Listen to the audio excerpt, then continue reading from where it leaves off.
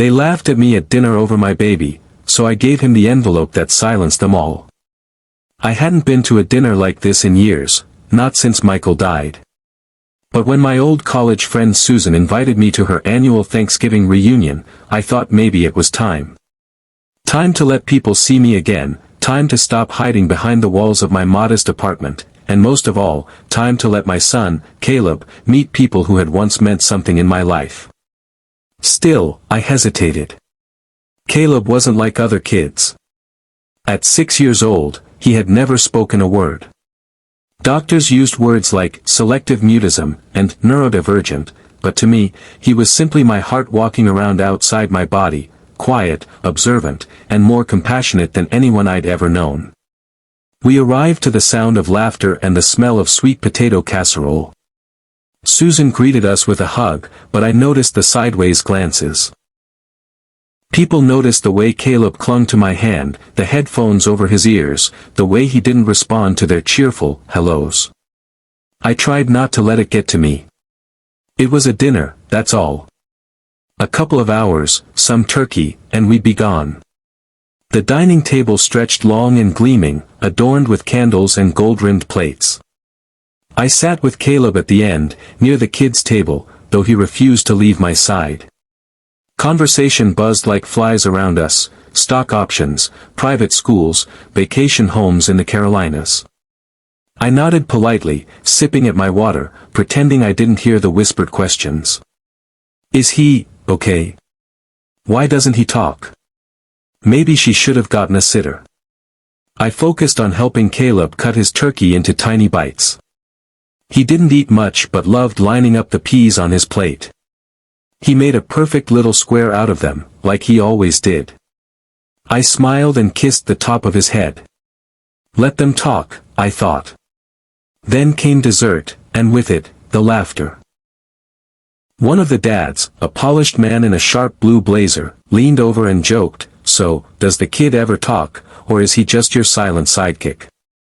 Another chuckled, "Bet he's just faking it to get out of school."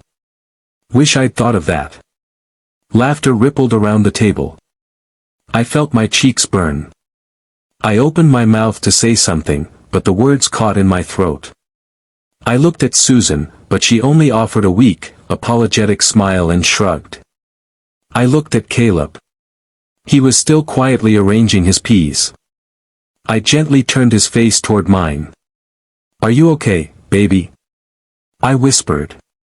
He didn't nod or shake his head. But I saw it, his lips pressed tighter than usual, his eyes not on the peas anymore, but distant. He heard them. And that was when I reached into my bag. It was just a white envelope. Unmarked.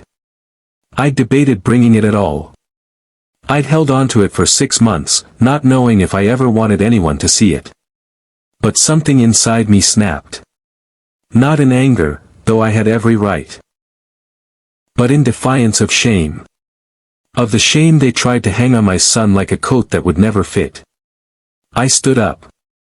Quietly. Calmly.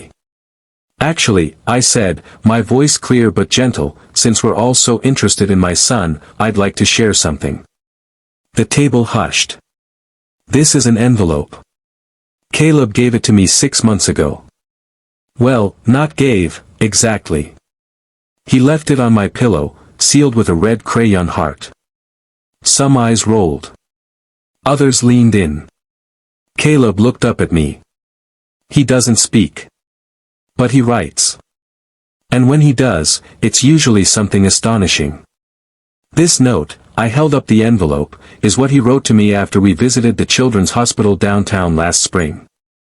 I opened the envelope and unfolded the single sheet of lined paper, worn from many rereads. "Dear Mommy," I read aloud. "You said some kids don't get to go home. That made my heart hurt. I want to help them. I don't have a job, but I have birthday money. Please give it to the hospital. They need it more than me. Love, Caleb." Silence. You could have heard the sound of a pie crust cracking. I continued, Caleb donated $82.13 to the hospital that day. It was everything he had. A month later, we received a letter. The hospital had used Caleb's money to start what they now call the Caleb Fund. A matching donor saw his note, his handwriting, and decided to contribute in his honor.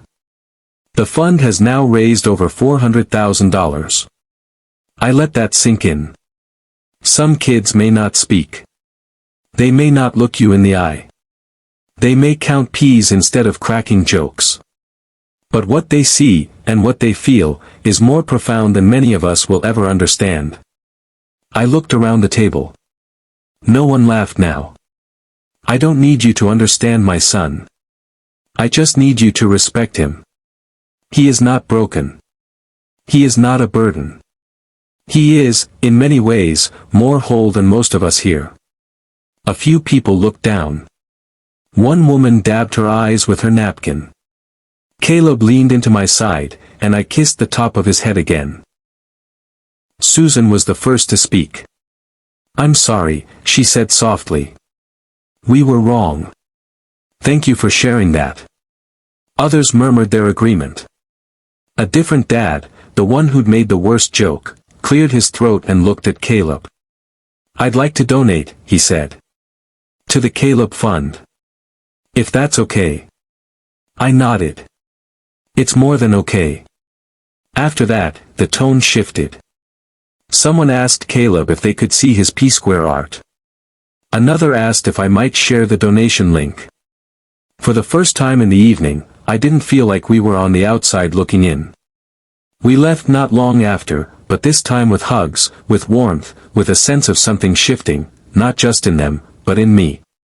Maybe I didn't need to shield Caleb from the world as much as I thought.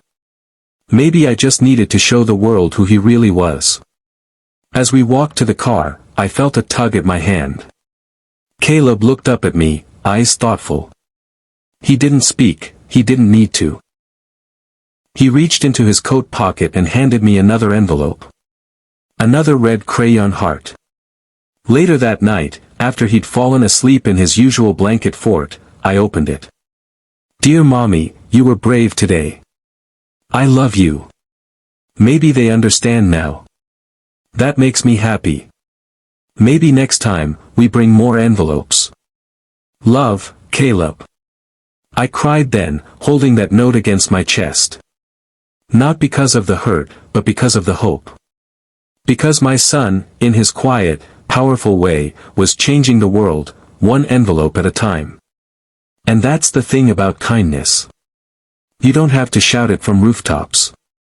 Sometimes, it whispers from a child's hand, sealed with a red heart, and it's enough to silence every cruel laugh in the room. The world doesn't need perfect people. It needs people who see others, really see them. And when we choose compassion over judgment, understanding over assumption, we don't just change someone's day, we change everything.